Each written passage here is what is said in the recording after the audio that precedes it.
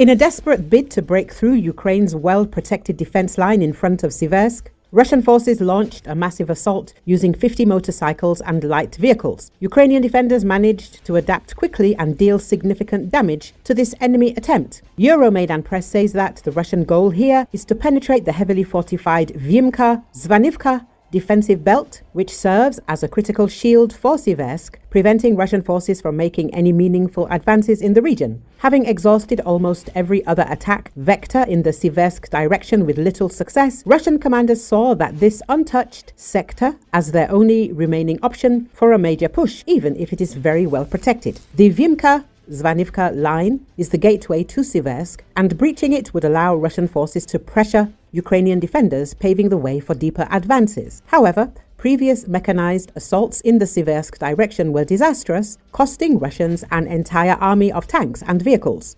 The sheer scale of Russian losses forced the removal of Colonel General Gennady Anashkin after reports surfaced that his officers had submitted false battlefield reports to the Russian High Command, where they exaggerated their progress. With new leadership, Russian commanders are trying a completely different approach, shifting away from traditional armor-heavy offensives to fast-moving light vehicle attacks. To avoid repeating past failures, Russian forces abandoned large armored columns and relied on motorcycles and ATVs for maneuverability. Their strategy revolved around speed, unpredictability, and overwhelming Ukrainian defenses before they could react. By launching rapid successive assaults, Russian troops hoped to bypass Ukraine's artillery kill zones and force a breakthrough.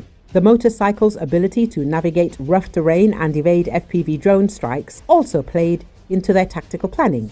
Euromaidan Press says that Russia's logistics in the sector remain relatively efficient, enabling a steady flow of reinforcements and allowing them to sustain high-tempo assaults, giving Ukrainians very little time to detect them. However, the almost total absence of armored protection proved to be a crucial weakness. Once the attack was detected, Ukrainian forces swiftly exploited these vulnerabilities.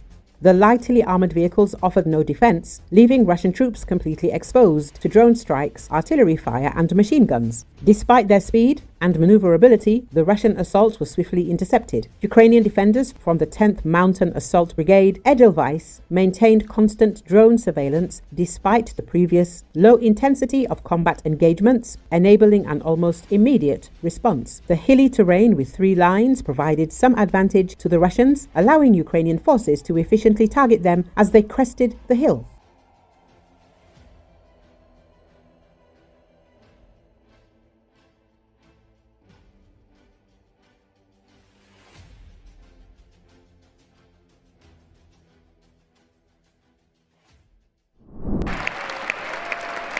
President Donald Trump laid out a series of executive orders in his inaugural address Monday, starting with declaring a state of emergency on the southern border, which received a standing ovation from all Republicans and a few swing state Democrats. According to Associated Press, Trump also announced orders that would increase fossil fuel development and end what he called an electric vehicle mandate. In his remarks, Trump marked the fact that his inauguration is occurring on Martin Luther King Jr. Day, saying in his speech that his administration will strive together to make his dream a reality. "We will make his dream come true," Trump vowed of the Reverend King. To the Black and Hispanic communities, I want to thank you for the tremendous outpouring of love and trust that you have shown me with your vote. We set records, and I will not forget it.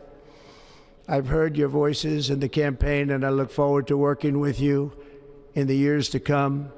Today is Martin Luther King Day, and his honor, this will be a great honor, but in his honor we will strive together to make his dream a reality. We will make his dream come true.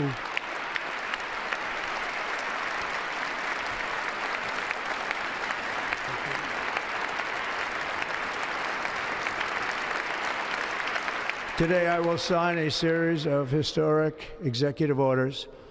With these actions, we will begin the complete restoration of America and the revolution of common sense. It's all about common sense.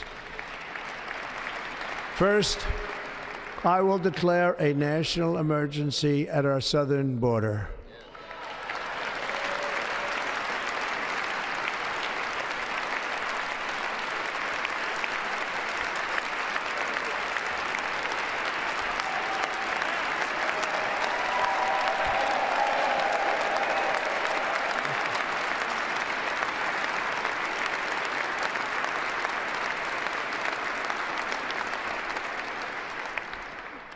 all illegal entry will immediately be halted, and we will begin the process of returning millions and millions of criminal aliens back to the places from which they came.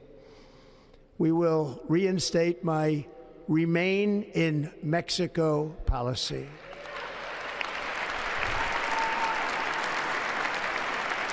I will end the practice of catch and release. And I will send troops to the southern border to repel the disastrous invasion of our country.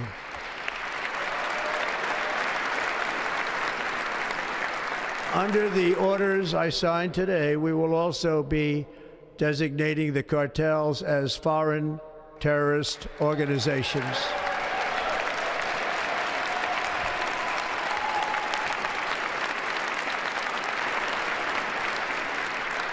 As Commander-in-Chief, I have no higher responsibility than to defend our country from threats and invasions, and that is exactly what I am going to do. We will do it at a level that nobody's ever seen before.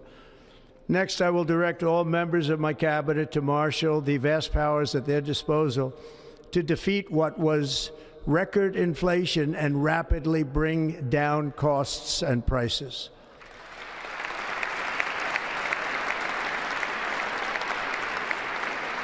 The inflation crisis was caused by massive overspending and escalating energy prices, and that is why today I will also declare a national energy emergency. We will drill, baby, drill.